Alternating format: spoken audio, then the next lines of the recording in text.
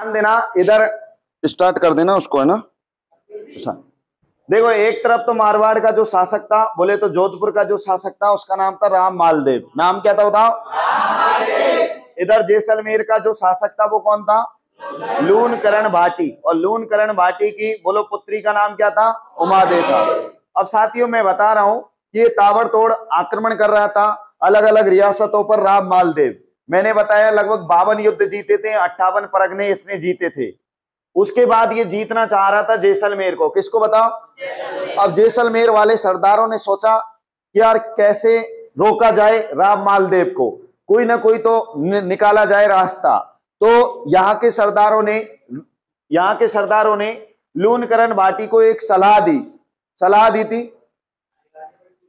हाँ, कोई नहीं ले जाता है उसको तो देना। लून करण भाटी और इसके सरदार चाह रहे थे कि किसी ना किसी तरीके से मालदेव पर जो मालदेव का जो आक्रमण था उसको किसी प्रकार से रोका जाए। तो रोकने का प्लान बना रहे थे। अब साथियों इन्होंने एक प्लान बनाया कि अगर हम युद्ध लड़ेंगे तो युद्ध में तो जीत नहीं सकते हैं। किससे बताओ? राम मालदेव से। युद्ध में तो जीत नहीं सकते हैं, ऐसी स्थिति में कुछ किया जाए। तो सलाह मांगी थी लून करण भाटी ने सरदारों से, आजा कि कुछ किया जाए, क्या किया जाए। तो साथियों लून करण भाटी के पास में एक पुत्री थी। क्या थी बताओ? पुत्री थी। तो एक सरदार ने इसको सलाह दी थी लून करण भाटी को कि महाराज क्यों ना आप रिश्तेदारी जोड़ लीजिए। अरे मालदेव से क्या जोड़ लो? रिश्तेदारी जोड़ लो। रिश्तेदारी जोड़ लोगे तो हमारी रियासत बच जाएगी और हमारी रिश्तेदारी भी बन जाएगी, आता जाता रहेगा, संबंध बने रहेंगे और कभी भी युद्ध वगैरह होगा तो हमारी सहायता भी करेगा।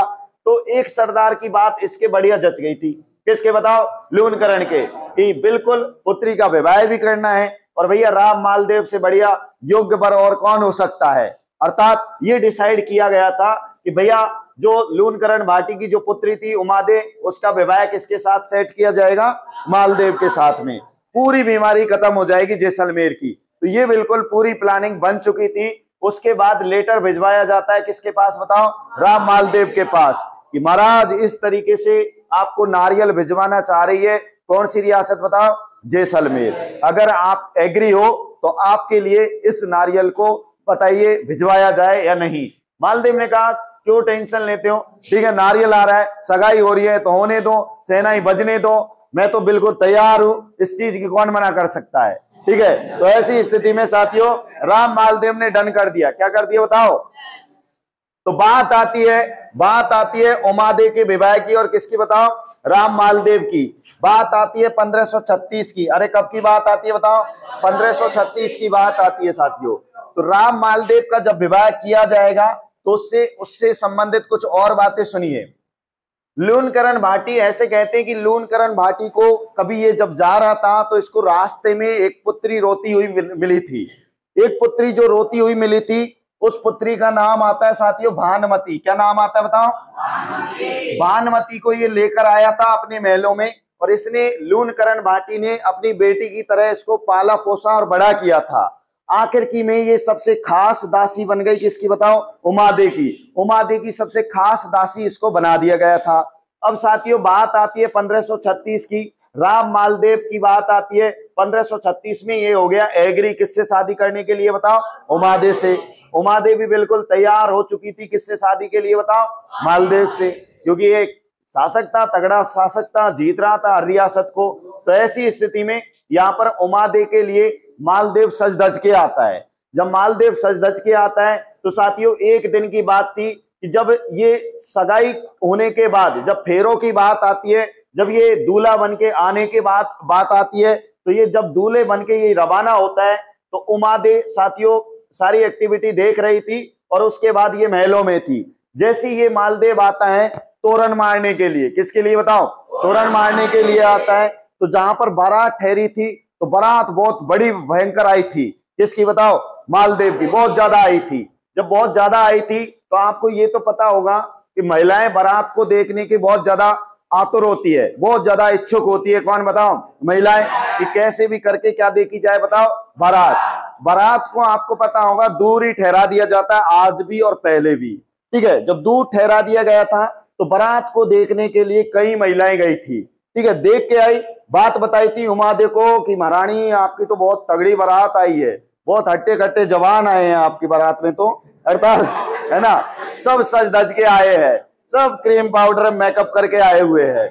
हमने तो किसको भी देख लिया बताओ, मालदेव जी को भी देख लिया, बहुत सुंदर हैं।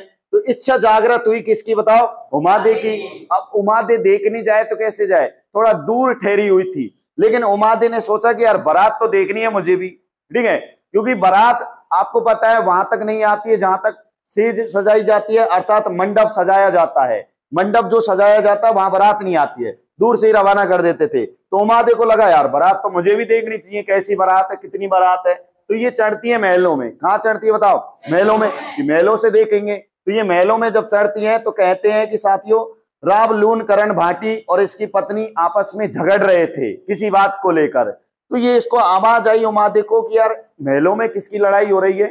इसने ठहरा, थोड़ा सा देखा तो इसके बाप अर्थात इसकी माता जो पिता है दोनों आपस में झगड़ रहे थे।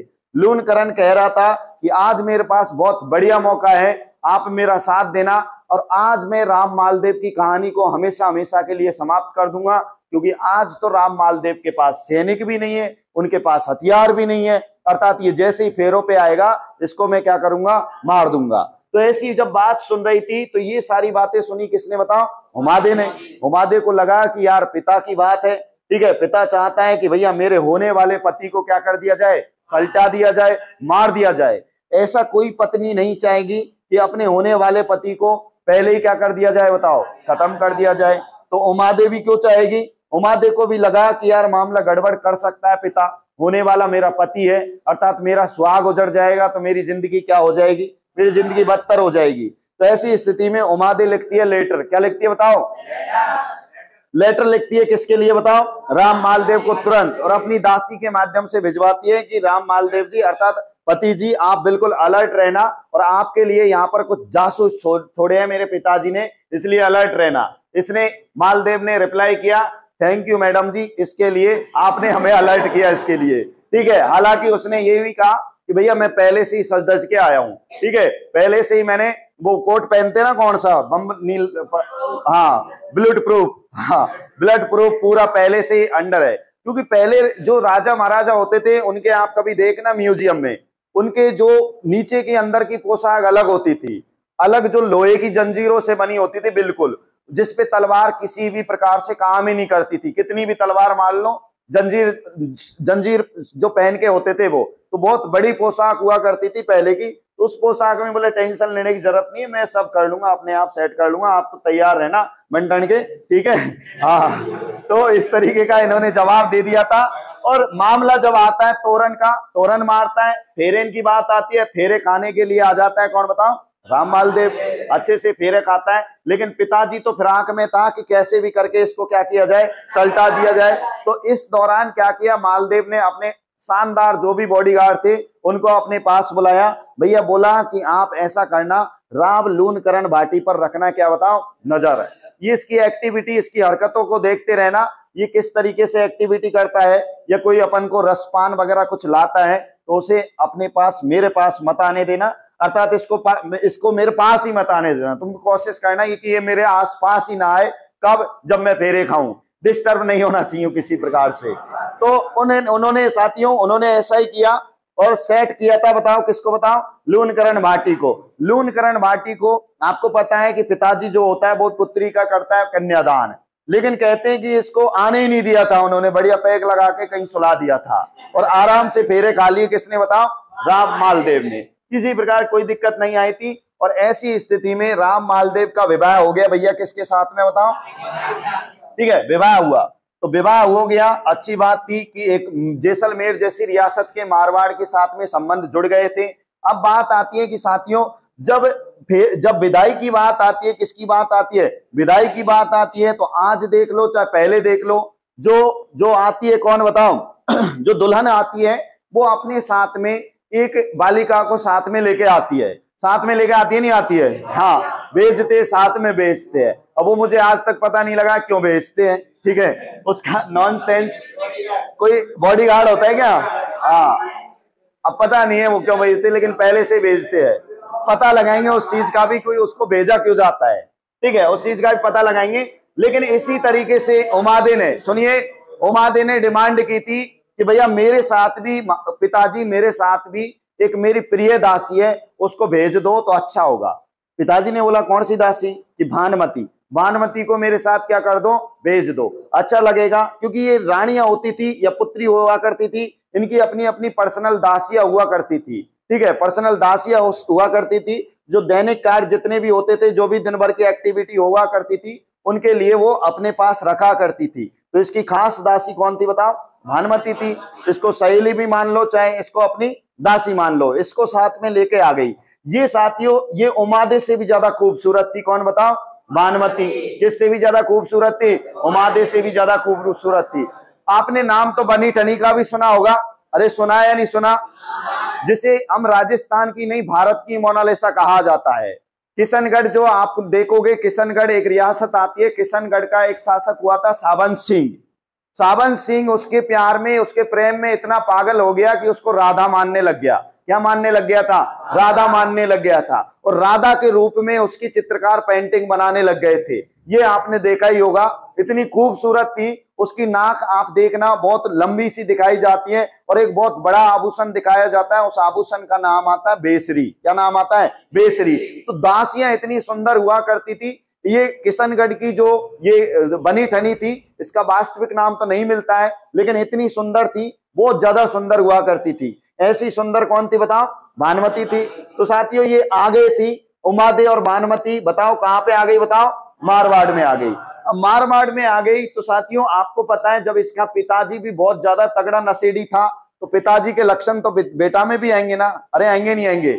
इसका पिता तुम्हें पता होगा, राव गागा था, अफीम का भयंकर शौकीन और दारू का बहुत ज्यादा शौकीन था। इसने कहते हैं कि उसके पैर पकड़कर एक दिन झरोकों से नीचे फेंक दिया था। इसीलिए आपने देखा होगा मारवाड़ का पहला पितृंता शासक कौन हुआ? मालदेव। तो इसमें भी कुछ ऐसे ही गुण थे। पीने का बहुत ज्यादा शौकीन था, इसको शराब पिया करता था। जब इसकी पहली बार ये आई थी, रानी उमादे जब पहली बार आती है, तो आपको पता है कि पहली बार आती है तो इंतजार तो सबको ही होता है कि यार मेरा पति आएगा और मेरे मुंह को देखेगा, ठीक है, होता है नहीं होता है? हाँ, तो सबको होता है। हाँ, आप जब इस दौर से गुजरोगे तो आपको भी पता चलेगा, ठीक है। तो साथियों उमादे, बीच में डिस्टर्ब नहीं, उमादे की बात आती है। उमादे को जब लेके आया था मारवाड़ में, तो शाम के टाइम की बात थी। उमादे अपने जो भी है अपने महल में जाती है, अपने कक्ष में जाती है, और कक्ष में जाने के बाद काफी लंबा इंतजार करती है। किसका बताओ? राम मालदेव का। लंबा इंतजार करती है, लेकिन ये भाई साहब लगा लेता है पैक। क्या लगा लेता है? पैक, ठीक है। इसको तो पीने का शौक था तो पिएगा ही। इसने इतने पैक लगाए, इतने पैक लगाए साथियों की, इसको क्या हुआ? उसको कट कर दे। इतने पैक लगाए थे कि इसको होश ही नहीं रहा था कि भैया आज मेरी शादी भी हुई है और मैं किसी को लेकर भी आया हूं, और अर्थात मुझे किसी के पास जाना भी है। इसको बहुत समय हो गया था, लगभग कहते हैं कि 11-12 बज गए। कितने बज गए? अब रानी को लगा कि यार राजा रह कहां गया, चक्कर कहां पड़ गया, राजा रह कहां गया। आपको पता है इन राजाओं की बहुत सारी रानियां होती थी, ये तो पता ही था ना। इसको लगा यार मैं तो आज आई हूं, पहली दुल्हन हूं, मतलब नई नवेली दुल्हन हूं, मेरे पास आना चाहिए था, रह कहां गया। भेजती है किसको बताओ? चेक करके आ किसको भेजती है? भानुमति को भेजती है। भानुमति जैसे ही मालदेव के कक्ष में जाती है, किसके कक्ष में बताओ? मालदेव के कक्ष में जाती है। ये भाई साहब को बुलाने के लिए जैसे ही जाती है, ये आप देखता ना ताप देखता है, बोलता है कि कौन बुला रहे हैं? कि महारानी बुला रही है। बोले महारानी गई चूल्हे में, जाने दो उसको, अब तो मैं यहीं रहूंगा और आप भी यहीं रहोगी, ऐसे कहते हैं। साथियों इसके रूठने का जो रीजन माना जाता है, वो सबसे बड़ा रीजन ये था कि पूरी रात तक कौन नहीं गया बताओ? मालदेव गया ही नहीं। किसके पास बताओ? उमादे के पास। इस रानी उमादे के पास बिल्कुल नहीं गया था, इसलिए उमादे हो गई, बोलो क्या? गुस्सा। अरे क्या हो गई बताओ? पूरी रात नहीं गया, अर्थात ये उमादे रूठ गई। अरे क्या हो गई बताओ? रूठ गई। और ऐसी रूठी कि साथियों इसको मनाना मुश्किल हो गया। ये रूठ गई और सुबह इसने डिसाइड कर लिया कि जब राजा मेरे लिए जो पहला दिन था उस पहले रात में नहीं आया तो मेरे लिए क्या कर सकता है? कुछ नहीं कर सकता है। मेरा इतना सा भी जो है सम्मान नहीं रखा कि इस रात मेरे लिए बहुत सारी एक्टिविटी होती है, सिर भी जो है उसको देखा जाता है, उसमें बहुत सारे जो है उसके कार्यक्रम होते हैं। पहले दिन जो होते हैं भाई बहुत सारी एक्टिविटी होती है। तो उस समय राजपूत रानियों की काफी एक्टिविटी हुआ करती थी, कुछ परंपराएं हुआ करती थी। तो उन परंपराओं को ही नहीं निभाया, किसने बताओ? राममाल देव ने। तो ये गुस्सा हो गई और गुस्सा होने के बाद सुबह डिसाइड कर लिया कि अब इन महलों में मुझे नहीं रहना है। उस समय इसका मारवाड़ का जो राममाल देव का एरिया था अजमेर, कौन सा था बताओ? अजमेर। ये रूठ गई और भैया ये चली गई। इसने डिसाइड कर लिया कि अब मुझे यहाँ नहीं रहना है। हालांकि काफी समझाया था, किसने बताओ? मालदेव ने, लेकिन चली गई। और चली गई बताओ कहां पर? बताओ तारागढ़ दुर्ग में। कौन से दुर्ग में बताओ? तारागढ़ दुर्ग। और तारागढ़ दुर्ग आता है बताओ कहां पर? बताओ अजमेर में आता है। साथियों चली गई, काफी मनाने का प्रयास किया लेकिन नहीं मानी। मालदेव ने काफी क्षमा मांगा, सॉरी कहा, लेकिन बोल दिया जब मेरे पास ही नहीं आ सकता है तो ऐसी सॉरियों का क्या हो सकता है? जब दारू इतनी पी लेता है, शराब इतना पी लेता है तो आगे कर भी क्या सकता है? तो इसने बिल्कुल मना कर दिया रुकने की। और उसके बाद ये यहाँ तारागढ़ में चली गई थी। तारागढ़ में जाने के बाद साथियों मालदेव इसके लिए काफी बार क्या लिखता है बताओ? खत लिखता है, लेटर लिखता है, लेकिन ये जाने के लिए तैयार नहीं होती है। तब जाके मालदेव एक कवि को भेजता है जिसका नाम आता है ईश्वरदास, जो है ईश्वरदास भाटी। क्या नाम आता है बताओ? बारहट्ट आता है, ईश्वरदास बारहट्ट। ठीक है, ईश्वरदास बारहट्ट भी कह सकते हो। इसको भेजता है, ये खास कर कवि था इसका। और ये साथियों कविताओं के माध्यम से किसी भी व्यक्ति या किसी भी जो है उसकी स्वामी भक्ति को ये जगा देता था। तो ये जब ईश्वरदास बारहट्ट ये जाता है तो ये किसके पास जाता है? उमादे के पास। उमादे अब यहाँ पर रूठ के चली गई, इसीलिए रूठी रानी कहलाई। क्या कहलाई बताओ? रूठी रानी कहलाई। और रूठ कर जाने के बाद साथियों काफी सालों तक यहीं रही थी। उसके बाद ईश्वरदास बारहट्ट जाता है, काफी मनाने का प्रयास करता है। मनाने के बाद इसकी स्वामी भक्ति को जगाता है कि महारानी कोई बात नहीं, पहली रात थी, गलती हो गई महाराज से, शराब का आदी था, नहीं पता था। ठीक है, शराब में ऐसा ही हो जाता है। उसको बहुत कुछ समझाने का प्रयास किया था। समझाने के बाद जैसे तैसे साथियों ये उमादे तारागढ़ से आने के लिए हो गई, बोलो क्या? राजी, तैयार हो गई थी। लेकिन आपको पता है और भी रानियां थी, किसकी बताओ? मालदेव की। यार उमादे आ जाएगी तो वो पटरानी बनेगी, और पटरानी बनेगी तो हम पे हुक्म चलाएगी। आपको पता है ऐसा होता है अक्सर। तो हम पे हुक्म चलाएगी तो ये हमें शोभा नहीं देगा, क्योंकि एक कम उम्र की जो महिला है वो अगर पटरानी बन जाए तो बुजुर्ग महिलाओं पर ऑर्डर चलाती है, तो वो उनको अच्छा नहीं लगता है। तो उन्हें लगा कि यार ऐसा हो जाएगा तो गड़बड़ लगेगा। अर्थात यहाँ पर एक बार जब कसम खा ली कि महलों में नहीं आऊंगी, तो इसका मतलब तो ये है कि अपना जो डिसीजन था उसको भंग करके आ रही है। और ऐसा राजपूतों में होता नहीं है कि भैया अपनी बात को जो है, जो अपनी बात जो बोली थी उसको यहाँ टाल के आ रहे हैं। तो इन रानियों ने साथियों यहाँ पर एक और कवि को भेजा था जिसका नाम आता है आशा दास बारहट्ट, कुछ ऐसे नाम आता है ना, आशा दास बारहट्ट कुछ ऐसे नाम आता है। उसको भेजती है ये। और भेजने के बाद साथियों उसको बढ़िया पढ़ा चढ़ा के भेजती है। और वो कहता है कि महारानी आप अपनी जो है बात की मर्यादा का उल्लंघन कर रही हो, ऐसे शोभा नहीं देता है। राजपूत रानियां वो आपका जो है अपमान करेंगी, वो आपके बारे में अपशब्द बोल रही है कि ऐसी कैसी रानी है जो अपनी जो है अपने स्वार्थ के लिए महलों की तरफ लौट रही है। इस तरीके से बड़े बड़े दांसे दे दिए। और दांसे देने के बाद रानी को लगा रहे वाकई में यार मेरी इज्जत नहीं होगी वहां तो कुछ भी, और मेरी क्या इज्जत रह जाएगी वहां जाने के बाद। अर्थात ये कहेंगे कि ये दौड़ के चली आ गई बिना मतलब के, इतने दिनों तक वहां रही थी और अब यहाँ पे आ रही है अपने स्वार्थ के लिए। अर्थात इसने इस तरीके का जो है सोचा, किसने बताओ? उमादे ने। और उमादे ने फिर डिसाइड कर लिया कि भैया अब तो मैं तारागढ़ भी नहीं जाऊंगी, और अब तो मैं कहाँ भी नहीं जाऊंगी, जोधपुर भी नहीं जाऊंगी। और उसके बाद ये चली गई थी, चली जाने के बाद ये चली गई थी साथियों केलवा। कहाँ चली गई थी बताओ? केलवा। और केलवा आता है साथियों राजसमंद। कहाँ चली गई थी बताओ? राजसमंद। और राजसमंद में ये रही थी, राजसमंद में ये रही थी। उसके बाद मैं आपको बता दूं कि 1562 में, कब की बात है बताओ? 1562 में राम मालदेव की हो जाती है क्या बताओ? मृत्यु हो जाती है। उसके बाद उमादे को लगता है कि जब मेरा पति नहीं रहा तो मैं क्या करूंगी इस जीवन में जीकर। अब तक तो मुझे उम्मीद थी कि वो है, ठीक है, इस दुनिया में, लेकिन अब वो नहीं है। तो ऐसे कहते हैं कि उमादे के पास मालदेव की पगड़ी थी। क्या थी बताओ? पगड़ी थी। तो ऐसे कहते हैं कि यहीं पर केलवा में उमादे जो राव मालदेव की जो पगड़ी थी उसी के साथ हो गई, बोलो क्या? सती। क्या हो गई बताओ? सती। तो इस तरीके से उमादे को कहा जाता है इतिहास में रूठी रानी। क्या कहा जाता है बताओ? रूठी रानी के नाम से जाना जाता है। कई बार पेपर में यही पूछा जाता है कि भैया रूठी रानी का वास्तविक नाम क्या था? तो रूठी रानी का वास्तविक नाम क्या था? उमादे था। तो ये इसकी छोटी सी स्टोरी आती है और इस स्टोरी को फिल्माया गया है राम मालदेव के साथ। किसके साथ बताओ? मालदेव के साथ। ठीक है, तो अब इसके बारे में थोड़ा सा अपन देख लेते हैं।